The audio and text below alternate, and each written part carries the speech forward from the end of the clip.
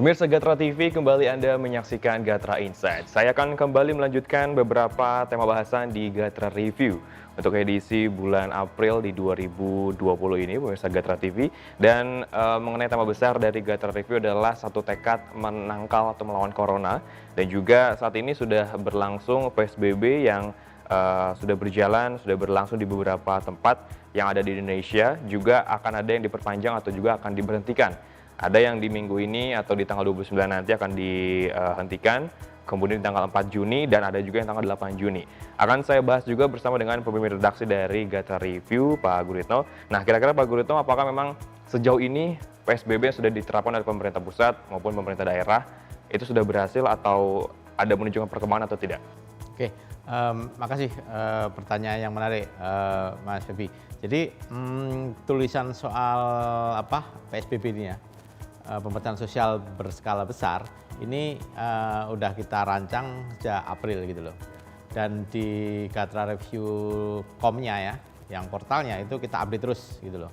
Jadi berdasarkan tulisan yang masternya yang pendahuluan per pekan kita update dan bisa diakses di situ. Tapi soal pertanyaan apakah ini berhasil atau tidak, itu tulisan kita itu memang mendasarkan pelaksanaan dan kebijakan PSBB ini berdasarkan tarik ulur ya. Jadi ada dua kepentingan, ada kepentingan kesehatan dan ada kepentingan ekonomi gitu loh. Jadi waktu ini diberlakukan di beberapa negara itu udah melaksanakan beberapa kebijakan yang pada intinya itu mengkarantina sebuah wilayah, daerah atau kota supaya masyarakat yang terkena wabah itu nggak kemana-mana. Jadi intinya supaya tidak menular ke orang lain, ke wilayah lain, daerah lain, dan cukup diisolasi di situ. Maka ada yang bilang penguncian wilayah, kemudian disebut lockdown dan sebagainya gitu loh. Tapi memang kebijakan itu ada konsekuensinya gitu loh. Jadi misalnya kalau suatu wilayah itu di lockdown, itu dikunci, nggak boleh kemana-mana. Lalu gimana mereka mencukupi kebutuhan sehari-hari, terutama makanan, minuman, listrik dan sebagainya. Nah, ini yang menjadi kekhawatiran pemerintah, apakah itu siap atau belum. Kemudian juga yang faktor kesehatan, nggak hanya faktor ekonomi. Gimana misalnya soal tenaga medisnya, kemudian soal alat pelengkapan diri dan sebagainya, kemudian obat-obatan dan sebagainya, itu kan harus disiapkan matang gitu. Kalau ini dilaksanakan dan itu seiring dengan itu memang penularannya itu memang waktu itu makin banyak ya, itu memang harus disiapkan dengan matang. Nah, ini yang tarik ulur ini yang akhirnya seperti apa sih wujudnya. Nah, terus pemerintah melakukan kebijakan semacam ini. Nah, soal efektifnya atau enggaknya, dalam faktanya itu kita bisa menakar ya, mengukur. Ada banyak persoalan dari pelaksanaan PSBB sendiri gitu loh.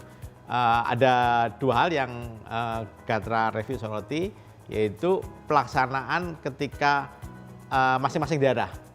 Itu ternyata ada beberapa perbedaan penekanan dan nuansa. Tapi pada intinya protokol yang digunakan memang sama. Itu yang pertama. Jadi soal kebijakan sendiri itu di daerah antar daerah berbeda. Kemudian juga ini faktor yang penting juga, itu soal kepatuhan. Ya, kepatuhannya beda-beda antar masyarakat gitu loh. Jadi kepatuhan masyarakat itu juga terkait juga dengan kelembagaan, institusi dan sebagainya, terutama institusi bisnis dan sebagainya. Ada beberapa gedung yang masih membuka, gitu kan. Kemudian ada beberapa toko-toko kecil yang non pengecualian ya, yang 8 sektor itu yang bukan makanan minuman tetap aja buka gitu loh. Dan di situ memang ada titik-titik penyebaran di situ. Kemudian juga transportasi. Ya, seperti moda transportasi KRL ya, komuter lain dan sebagainya. Setelah ada pemeriksaan di Bogor dan Bekasi, ternyata ada 3 orang ya, masing-masing itu pun secara acak ya, dalam waktu berapa jam, cuma sehari.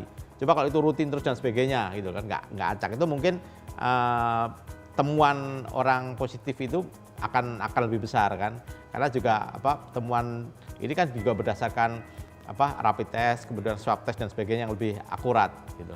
Ya pada intinya pada faktor itu.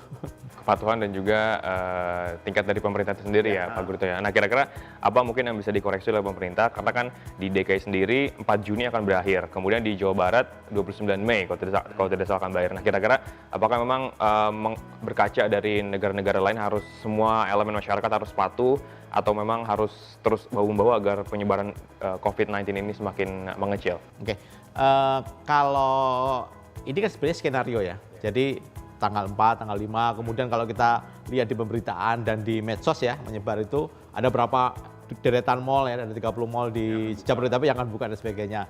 Itu memang rencana. Tapi apakah itu diputuskan atau belum, kita tunggu aja pas tanggal mainnya, apakah itu akan benar dibuka atau enggak. Tapi pada prinsipnya memang pemerintah harus hati-hati. Karena kurvanya sendiri menunjukkan bahwa untuk beberapa daerah percontohan ya, itu ada yang belum melandai. Jadi kayak misalnya Jakarta ya, grafiknya masih naik turun. Tapi kecenderungannya udah mulai melandai. Tapi belum benar-benar kita merasa aman gitu loh. Ya, terutama takutnya itu kan kayak ODP ya.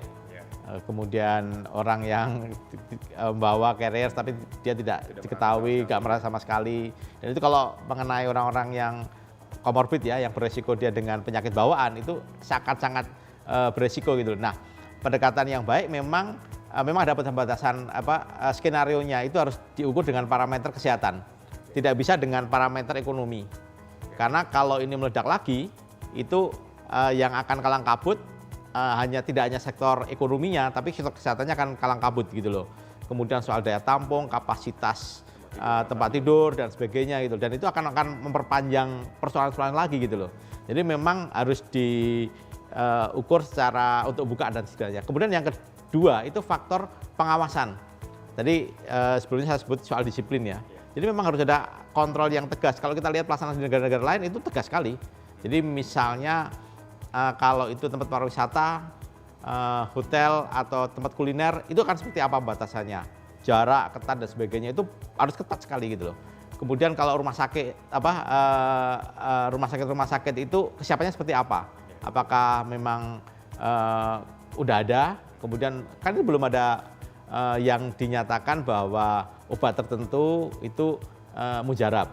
Juga vaksinnya juga belum ditemukan. Selama ini dua hal ini dalam arti pengobatannya itu belum ditemukan fix ya, lebih baik pemerintah harus mengambil skenario yang paling aman begitu loh. Jadi belum tentu itu akan dibuka, tapi bahwa kita udah mulai mencoba melakukan latihan itu memang harus dilakukan. Banyak negara yang udah mulai membuka ya, beberapa negara, dan mereka pun masih kontrol dengan ketat dan itu dibuka juga terbatas. Misalnya meskipun itu dibuka tapi orang di wilayah itu nggak boleh berpindah ke tempat lain lagi gitu loh. Jadi ke kota lain wilayah lain nggak bisa gitu loh.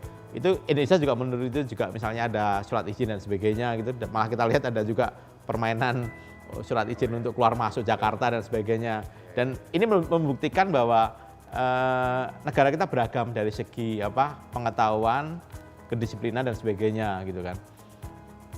Itu yang perlu dipertimbangkan oleh pengambil kebijakan dan memang pengawasannya harus ketat gitu loh. Kalau itu nggak bisa dalam waktu masyarakat harus tahu bahwa skenario tanggal itu yang udah diinformasikan itu bukan tanggal fix pasti dibuka. Itu bisa sehari sebelumnya itu diumumkan nggak jadi dibuka dan sebagainya. Ya, dan tentunya pemerintah atau tenaga kesehatan dan sebagainya memberi alasan yang jelas gitu loh dengan parameter-parameter angka dan sebagainya, sehingga ini tidak menjadi gunjingan atau dimainkan sebagai hoax dan sebagainya ya, berita-berita yang makin meresahkan. Tapi pada prinsipnya harus diajak kompak semuanya untuk mencegah hal-hal yang tidak dihindarkan, dan itu akan sangat merugikan kalau itu malah meledak gitu loh. Semacam itulah. Oke, baik, nanti akan kita bahas dari seputar faktor ekonomi setelah tadi saya dengan Pak Gurito membahas dari faktor kesehatan. Tapi setelah jeda pariwara berikut ini tetap di Gatra TV.